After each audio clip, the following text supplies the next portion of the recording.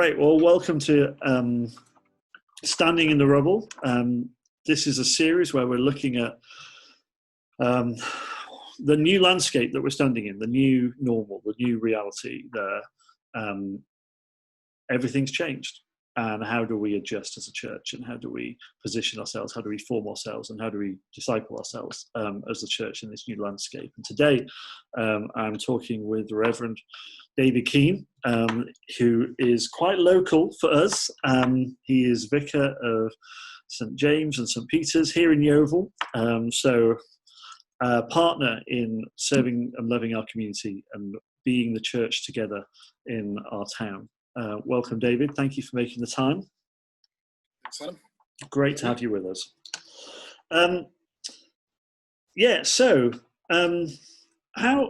Let's start at the top. How's this lockdown, this pandemic been for you and for St. James and St. Peter's? How's it been? Yeah, I think personally, I've been surprised how exhausted I've got. That even though my diary has sort of at a stroke emptied of all the meetings and appointments and things I had in it, but the variety that I used to really enjoy about the job of having, every hour was different from the last. It's now become very samey. I'm sat in front of this camera and this screen most of the time. The workload is around sorting out the Sunday broadcasts that we do on YouTube.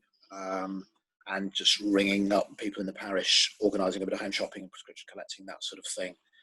And actually not a great deal else. So it's kind of quite samey so the motivation can be a bit of a problem. At the same time, it feels like there is a bit more sort of free time. There is a bit more time to think if I can use it. It's one of those things where it's time to do the stuff you would do that you said, I'll do that when I've got the time. But then you find you have the time, but you don't have the motivation. Yeah. And we're finding that maybe time wasn't ever the issue. Maybe it was motivation that was the issue. Yeah. But I'm enjoying cycling. There's lots of nice lanes around Yeovil and they've been clear. Yeah. Everybody cyclists and walkers, so that's been nice. Church. I think that the church is in pretty good heart. I think people have adapted quite quickly. We switched. We had one Sunday where we broadcast live from one of our churches, and then the churches were shut. And the next Sunday we broadcast live from here in our front room. Thankfully, I've got a couple of teenage kids who are quite technically able.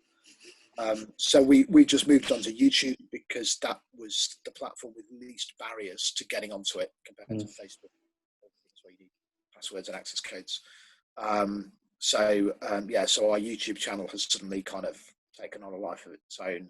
We've had to redo all of our other online stuff as well. So the website now looks very different, full of all sorts of different resources. Our Facebook pages have become much more alive. We've got a WhatsApp group for the smaller church, St. Peter's.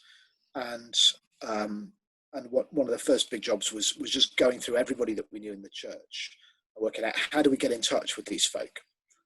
There's some we have emails for, some we have a kind of text for, some we only have a landline for, some we only have an address for. Yeah. How do we make sure we don't leave behind, particularly the folk, what I call the landline group, where that's all we have. We've got about 50 people across the two churches that are not on the internet in any meaningful form.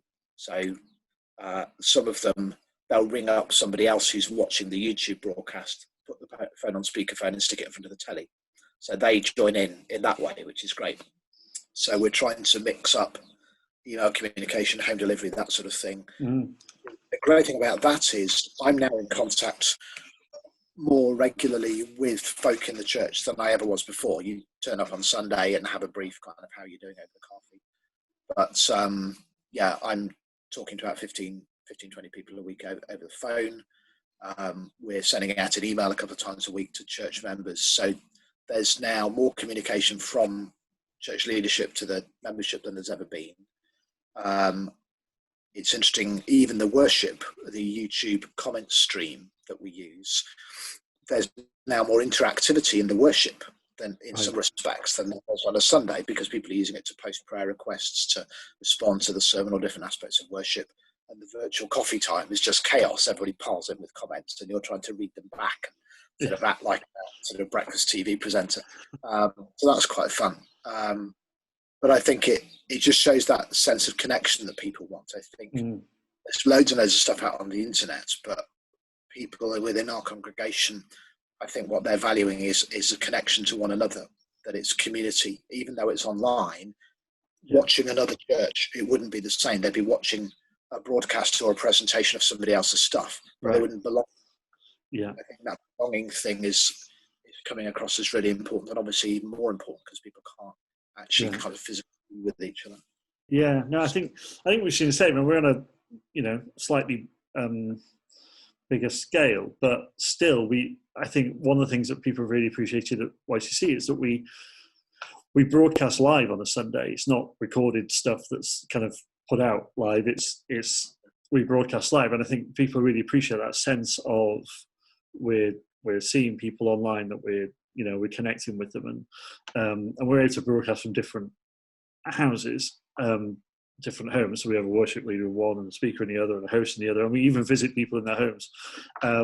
But it's I think people really enjoy that live, that connected aspect. I think people are looking for that connectedness, and I think we've also seen a number of people maybe who either they've moved away from the area or they've haven't been coming to church for a little while, but they found this is a way to really reconnect and join in and engage. And I'm sure you've seen the same thing, right, which is really encouraging.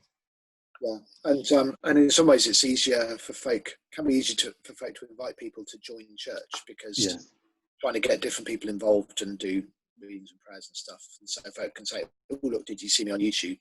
and send the link. So we've been sending the links to our family members. It's an old friend of mine who lives in Essex who kind of joins us online. People who are former members and that sort of thing. Yeah, I think one thing that's interesting, because we never did any streaming of services before this, the style of worship leading from a front room in a webcast, we're kind of realizing that's very different from how you lead a church service in a building. So going back into the building, we can't just stream recording. Yeah, it's actually doing it this way is a different way of leading worship, and it could be we may have to run sort of parallel tracks of webcast worship that's designed for this meeting. Yeah, effectively a different congregation. It's designed for the building. Yeah. So you have different congregations. Almost, it's almost like planting another church, maybe coming out of this. And yeah. Self-isolating. Interestingly, the people who you'd expect to be most attached to the church building, the more traditional folk and older age groups, are actually going to be the ones that are most in need of the virtual congregation, because that will be their own. That's right. That's their access point. And so, I mean, that leads us into some of the, how does the church adapt, maybe reposture itself as we whatever coming out of this COVID thing looks like, and how rocky the path is from here on out. We're not going back to normal. I think that's the only certainty in all of this. We're not going back to normal. So how do we as the church in Yeovil, since we both lead in Yeovil, what does it look like for the church in Yeovil moving forward? How are we going to adapt? How are we going to engage with our community more? Yeah.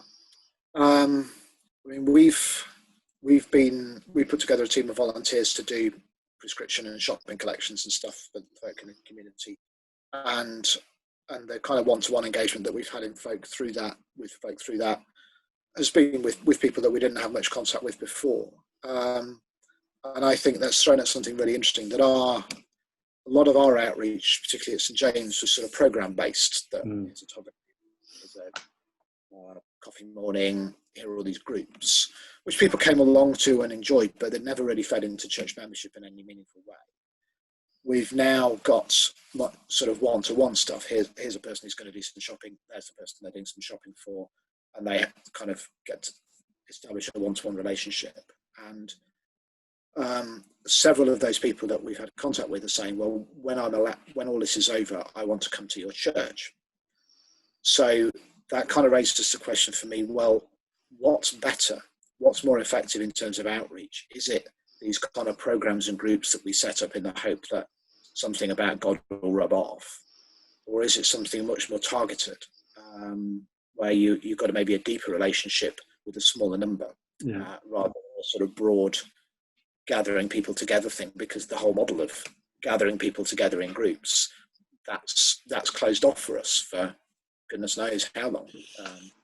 So we have to find another way. Yeah, we do have to find another way. And I think that it's so much about relationship, isn't it? I think that's what that's what people are craving, as we've already talked about. People craving connection and relationship and whatever. But actually, when we just engage with people where they're at, meet, serve, love, meet the needs, Kingdom of God comes in one act of love at a time, one relationship at a time. This is how we connect with people, love with people. I think how we adapt to that and avoid the centralization maybe that we've done in the past. Like, this is how we do it, and this is our culture, and this is how we meet, and this is what you need to adapt to, or you need to adapt to us, rather than. And the centralization thing also relates to kind of where it's all based. If you have everything at your central premises where you're gathering people, you've got to get people there in the first place. We've got, every week we've been going and standing outside our front door and saying hello to people at 8 o'clock on a Thursday night. We've got, thankfully, some talented musicians down the road who stick their speakers out the front and have done a number of music events. And you can see around Yeovil people doing all sorts of different things in their streets, sing-alongs, dance-alongs, and so on. So, there's been a chance to reconnect with our neighbours. So what happens if the main centre of operations for the church goes from the building to the home? The home becomes a main centre of worship. We've been doing Thy Kingdom Come. We've been encouraging people to create prayer spaces in their own homes. What if the home is the main centre of mission? I've just sent an email out to our church and finished with that last verse of Acts, where Paul is under house arrest in Rome, but preaches the gospel freely and without hindrance. So trying to think through as a church, well, what if we say that the home is the centre of gravity? And instead of having one church building, we've got 100, but they're all houses. Another bit of reading that I came across during lockdown was from a Baptist historian who talked about how many Baptist churches, before it was legal to meet, the Baptist churches would meet in homes and they'd be disguised as normal dwellings, but a room in the home would be set up as a place of worship, and that's where they met. And so at that period in the life of the Baptist church, the home was the place of worship, the place of prayer, the place of mission, the place of discipleship, etc. So yeah, that's been going around my head. How do we make that transition from the building as the place where mission, worship, everything happens, to the home as the place where all of that happens? Mm. And how do we, because I totally recognise on Sunday, Pentecost Sunday, we were talking about how it seems to me that when any renewal or revival or whatever that happens, it seems to, throughout history, there seems to be a shaking, as there was on Pentecost, but also more culturally there was a shaking going on at the time. And then there seems to be a dispersal out from the centre of decentralisation. There seems to be. And so what you're saying absolutely resonates. But then how do we, not necessarily speaking to me as a church leader, like how do I enable that? But how people in our homes, your church, your members, our community, people in their homes are going, no, there's something on my street, there's something in my community. How do they build on that? How do they engage and grow something, turn that into something more? Yeah. I mean, I think with the clap supposedly finishing, though I imagine some people still go out and do it. I imagine they will. There's now I suppose there's now a bit of a moment now and a space where folk can say, just sort of put a letter through neighbours' letterbox and saying, okay, we've done all of that. We're going to have a socially distanced. How about a socially distanced street party, or a talent show, or a barbecue, or whatever? works for that bit of your street. I mean, I'm on an estate with lots of cul-de-sacs and small streets, so that works here. If you're in a big urban setting where everything's a through road, that might not work quite so well, or nobody has a garden, or you're in a block of flats. But if people have been doing that kind of community thing and seeing each other and maybe getting to know each other a bit. So we had a baby born on our street during lockdown. So each week we sort of got more of a sight of the baby as it appeared. The first week it didn't even have a name. So kind of, there was a bit of sort of local story going on there. Yeah. And a couple of nurses caring for somebody down the other end of the road who would finish their shift at 8 o'clock on a Thursday. So as they got into the car and drove down the street, we would all stand out and applaud as they drove past.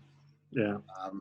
So there's a kind of opportunity there to build relationships and make connections in our neighbourhoods and say, well, do we want to let this fizzle out? Yeah. Or do we want to kind of build on it? Do you want to do some more? Yeah.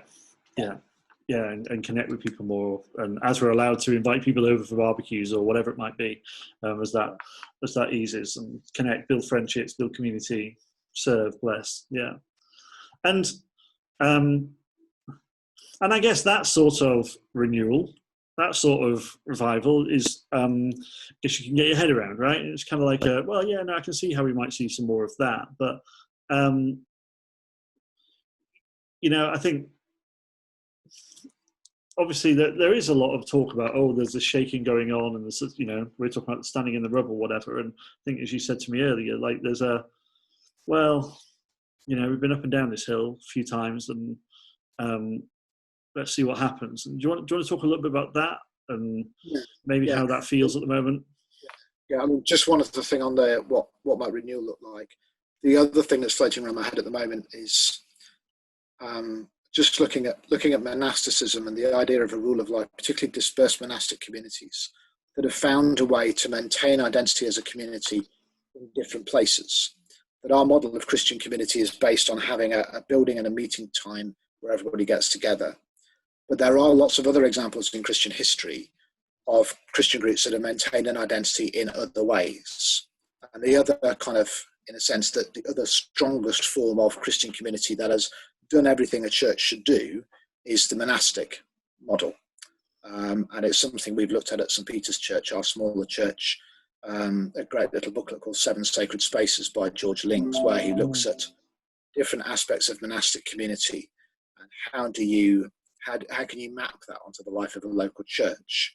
The 7 spaces, there's the chapel, the place of worship, the cell, the place of personal prayer, the chapter, the place of decision making, scriptorium, the place of learning, the refectory, place of hospitality, garden and kitchen, the place of work and service, and the cloister, the place of informal meeting and walking with people and having conversation.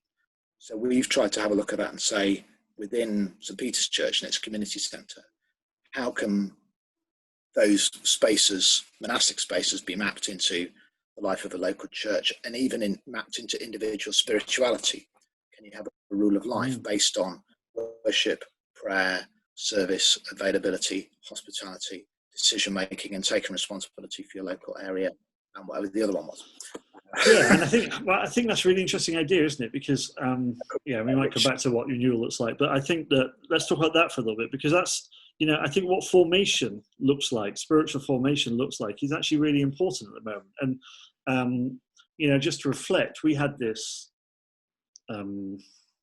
prophetic word, I think, last year, which came from a member of our team, that just said, whatever this new looks like, we're gonna need to all dig our own wells, was the phrase. We all need to dig our own wells. And the days, at least for a while, of coming together in the church space and praying in this holy place, in this spiritual center, in this reading the Bible to each other and whatever, that these days are gone for a while at least. And so what does that spiritual formation look like? And I've heard all sorts of stories of people finding new rhythms, but do you want to maybe expand on that, those 7 spaces a little bit, and what you're seeing maybe? Because the St. Peter's story is it's a 1930s church on a council estate, quite a deprived area in Yeovil, had a fairly knackered old church hall that we rebuilt into a community centre last year. And so we had the church building and the community centre all in the same area. The community centre had a kitchen, little sort of garden area around it, and we wanted it to become a place for sort of advice and adult education. So you've got the learning bit of monastic community, you've got the chapel, the place of worship, you've got the kitchen, the place of hospitality. And there were quite a few connections, and we thought, how is there a holistic view of life here in this 7 sacred spaces model that maps onto sort of the church? Because in the period where the monasteries were really kind of taking off, there was nothing else holding Europe together. The Roman Empire had gone, and with that went the universal language and culture, trade, learning, everything. And the only place that held all of that together was the monasteries. That's where all the books were. That's where people learned to read and write. That's where the civil service came from. That's where people were cared for in hospitals and hospices. That's where brewing was invented. Happy days. Like Belgian beer, all monastic stuff. Dom Perignon was a monk, inventor of champagne. So the monasteries held on to learning, technology, culture, language, education, the caring professions, rest for travellers. They reclaimed the land, vast swathes of Europe, the swamp, and they reclaimed the land and invented agricultural technology. So the monasteries, a local Christian community, was at the heart of renewal and the maintenance of the good in European society for centuries. And so when we're talking about standing in the rubble, I think we were in the rubble before coronavirus, if you look at the wreck of Western post-Christian culture. Alistair McIntyre, I think is his name, the book After Virtue, which is hard going, but great stuff. And he talks about how it might be local communities that are the basis for the preservation of culture and the preservation of goodness and virtue in his language. And we just thought, okay, we're in a different time to the monasteries, but we're living at a moment of the disintegration of a Western capitalist culture. And is it going to be local communities that hold on to God and that live out the life of God faithfully, that what will be what's left when everything else is gone? And so, yeah, we were getting quite excited about it and thinking, what does that look like in a deprived urban estate in Somerset? And finding all sorts of connections. Yeah, no, that's really good. That's really good. And maybe that is where, there's work. Thank you very much. It's right there, right on hand. Excellent. No, that's really good. So then, yeah, and I think you've answered the question then, don't you? Because that's where that revival or renewal, whatever that looks like, and I don't think it's going to look like anything we've seen before. I don't think these, glorified visions of, whatever it's been like in the past, or however we envisage everyone coming to faith and believing what we believe or whatever. I think, I don't think it's going to look like that. But maybe it does look like communities learning how to be communities again, and learning how to have Christ at the centre of that, learning how to love, prefer, serve each other, connect with each other, see beauty in each other, celebrate diversity, celebrate maybe that's some of what this looks like, and we can become facilitators of that kingdom, protagonists of that kingdom, whatever we can become, activists within that kingdom. I must admit, there's sort of talk about kind of, this is a great shaking that's been prophesied and we're going to see God do great things. And I think, maybe we will. Like Kingdom Come and things like that encourage me. There's been a revival of prayer in the church over the last few years. But I also think that there's also a slight laziness about that. We talked earlier about sort of the Grand Archduke of York scenario, that the church has been up and down this hill so many times. All revivals around the corner, the Toronto blessing, or this or the other, and it's not. And we'd love to think that it's coming, that it's just about to happen, but it's usually a mess. It often comes, as you said, with persecution, and to be positioned in the right place as God's people, we've got to be utterly devoted to God and each other. The New Testament, the word devotion is at the heart of the descriptions of the New Testament church, devoted to apostles' teaching, fellowship, breaking of bread and prayer. Monastic communities were devoted to each other, to a rule of life, to God. They gave their whole lives to it. If we're not a devoted church, then if there is a wave, it'll wash right past us, or it'll drown us. We won't be. God won't be able to use us the way that He wants to. We want revival. We've got to be prepared to get sweaty, because it's going to be really hard work. Well, that's right. And I think sometimes our dreams of revival have always been quite passive. Like, God's just going to do it. God will just bring it, and we get to be spectators who are affirmed in our rightness of we were there first. We believed it first. And I had this image or this language that I was reflecting on the other day that I haven't finished processing yet. But just there's this phrase that was in my head that said, if we're supposed to be, and it was around the idea that we're supposed to be the yeast in our communities, or we're supposed to be the salt, or we're supposed to be the... and there's something, just this phrase in my head that said, the yeast doesn't demand that the flour becomes yeast. The yeast acts within the community to see the whole community become beautiful. It doesn't demand that the whole loaf of bread is yeast, because that wouldn't be... that it wouldn't be bread, it wouldn't be beautiful, it wouldn't taste good, and it wouldn't be what it's supposed to be. And this kind of expectation that revival looks like everyone becoming like us, or thinking like us, or necessarily even believing everything that we believe, but actually maybe what we're called to do is to be facilitators of these spaces, curators of these spaces where God is tangible, where anybody can encounter God in some way and can express God in some way, where people are learning how to love, how to forgive, how to bless, how to be more generous, how to see the other more than they see themselves, and all those characteristics, as it were, of the kingdom, or characteristics of renewal. Maybe that's something that we can be involved in curating and facilitating and enabling in our communities. And maybe because the lockdown and everything, it makes it harder to be lumpy church, where your only encounter with the yeast is a great big block of it, all gathered in one place at a particular time. Because we're dispersed. Yeah, I did. It's interesting. I did when it was announced that Boris Johnson was going into hospital with coronavirus. I kind of thought I need to pray, and somehow I need to lead people in prayer for this guy. He's our Prime Minister, we're vicar. That's what we do. So I thought, how do I do that?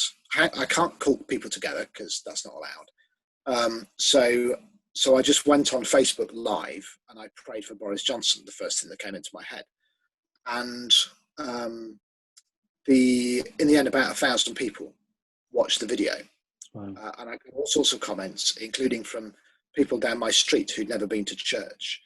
But it was kind of, here's what we normally do behind a solid 600-year-old wall, right, sort of half a mile away from my house, broken down into a small sort of chewable amount, put in a place where people can get at it. Yeah. And what happens if we take lumpy church and break it down into crumbs and just chuck it around on social media into places where people can.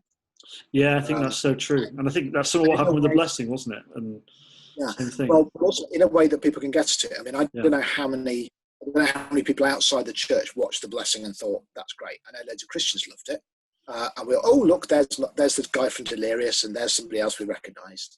It still struck me as a little bit churchy and a little bit subculture-y, and maybe that's just me, because the authenticity of having somebody that some stumbling Christian just going on Facebook or whatever and sticking a prayer up or saying, here's a little psalm I found useful or whatever. Yeah, there's still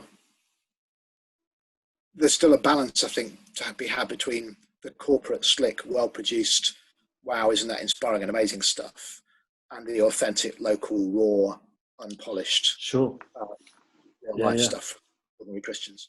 Yeah, and this dispersal, we are a priesthood of all believers. Like, this isn't just about you and I as church leaders who are supposed to be doing this professionally somehow, but actually have the whole church being priests in their families and in their communities, and wherever they are. Most watched bit of our broadcast worship was, I mean, you see the state of my study, books everywhere. So we put a little backdrop up with a picture of a sunset on it. Me and my wife were sort of co-leading the after-service banter, and the picture keeled over and fell on our heads. And so people now just go and watch the YouTube clip of the service, getting attacked by our own furniture. And then there's obviously another church leader in Yeovil who got cramped during worship, and that went quite viral too, I understand. So, did it? Oh, right. Yeah. Send me the link after. Yeah. Yeah, great. So thanks, David. It's a final question. Is there a verse or a scripture or a story within scripture that has just been resonating for you at the moment over these last couple of weeks or 6 weeks or whatever it might be, that's just stirring in you? I must admit, I found it massively fruitful in the Church of England through Lent, Easter, the run up to Pentecost, being in lockdown, and then looking at the number of people in the Bible that were in lockdown in some form or other. So, Noah is in the boat with his family. It's 13 months they're in there. It's not just 40 days. You have to wait ages. But they have the initial kind of epidemic of rain, but then the releasing of the lockdown takes the best part of a year after that. And so there are loads and loads of stories of people in the Bible, like St. Paul, who were kind of shut into their homes. The disciples locked down for fear of the Jews. And so for us, we've kind of got these phrases of Jesus is not on lockdown and the Holy Spirit is not on lockdown. But whatever locked doors there are, Jesus can get through them. Can get through them from the outside to come and meet us, and can get through them from the inside to get out to where people are. So just all of those Easter stories, resurrection stories about the disciples locked down for fear of the Jews, for fear of what's going on outside, and Jesus not locked down. Jesus can get through the door. And I love that. Wild and free, and he's not restricted at all by what's going on. Yeah, no, I love that. And that really resonates for us at YCC as well, because our phrase for this lockdown is one church, many living rooms. And just this idea that the Spirit is encountering us wherever we are across the geography of where we're dispersed. And whilst we're in lockdown, we're not able to be together, like the Spirit is entirely with us all. And God meets us right where we are. So yeah, one church, many living rooms. And so that really resonates as well. Thank you for that. And thanks so much for your time. Really appreciate it. Yeah, right. Chat. Thank you. Thanks for asking me some questions. It's good. It's good to think about this stuff. And I think, one other thing, can I mention this? You can edit it if you want to. One thing I found I was reading at the start of lockdown was a book by Bill Hybels, who might not be Flavour of the Month now, but it's a book of Axiom, which is great because they're all short chapters. And he has this thing of 6 by 6, and he found he had 6 weeks to go before Christmas and loads of stuff to do.